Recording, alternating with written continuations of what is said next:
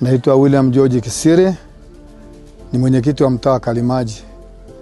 Niko sambamba na mwenyekiti wa mtaa wa Ukiankati, ambapo basi ndipo wanapokaa kina mchungaji hapa, ambao kwa kweli wamekuwa sana wakisumbuliwa kwa muda mrefu.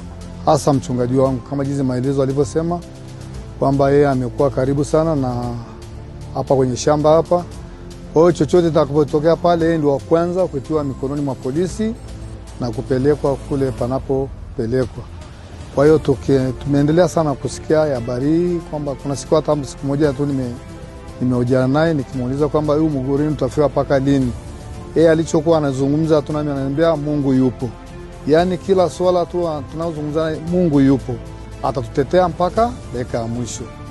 Kwa hiyo kuja leo kwa hii timu ya Mama Samia kwa kweli inaweza ikawa ni suluhu la kuweza kupata haki yao, na wengine kupata huu taratibu ambao umekuja nayo. Hata wengine hata wa mtaa wangu nao wapo, wameingia pale kwenye chumba cha mahojiano pale. Nafikiri nao watasaidiwa nao. Kwa hiyo niwashukuru sana, nimshukuru Mheshimiwa Mama Samia Suluhu Hassan kwa jinsi alivyotuma basi timu yake kuja kuwasaidiana na wananchi ambao tuko chini kwa ajili ya kupata haki zetu.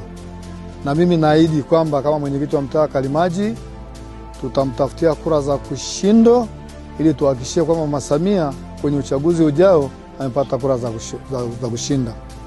Baada ya kusema hayo, niwashukuru sana waandishi wa habari na nyie ambao mmekuwa kinara cha kuweza kutuhoji ili na sisi tutoe kile ambacho tunacho kwenye mioyo yetu. Asanteni sana. Kama mwenyekiti, mtaa wako huu unakabiliwa na changamoto gani ambazo au migogoro gani ambayo wewe unaipokea zaidi? Ni kama jinsi ya hao waheshimiwa ambao tayari mmeshahojiana nao. Migogoro iko ya ardhi tu. Migogoro mingine ni dogo sana, kama hii ya kunyanyasana kama wakina mama sana wananyanyaswa na waume zao. Lakini nimekuwa sana nikitatua sana kwenye ofisi yangu ya mtaa migogoro mingi tangu niwe mwenyekiti wa mtaa. Maana mimi ni mwenyekiti wa mtaa mpya, ambao kuna mwenzangu ambaye alikuwepo anaitwa Oliver Jonas, lakini naye kwa sababu kipindi hicho na mimi nilikuwa mjumbe wa serikali ya mtaa, tumekuwa tukipokea migogoro sana. Watu wanagombania mipaka, wengine wanadhulumiwa ardhi zao.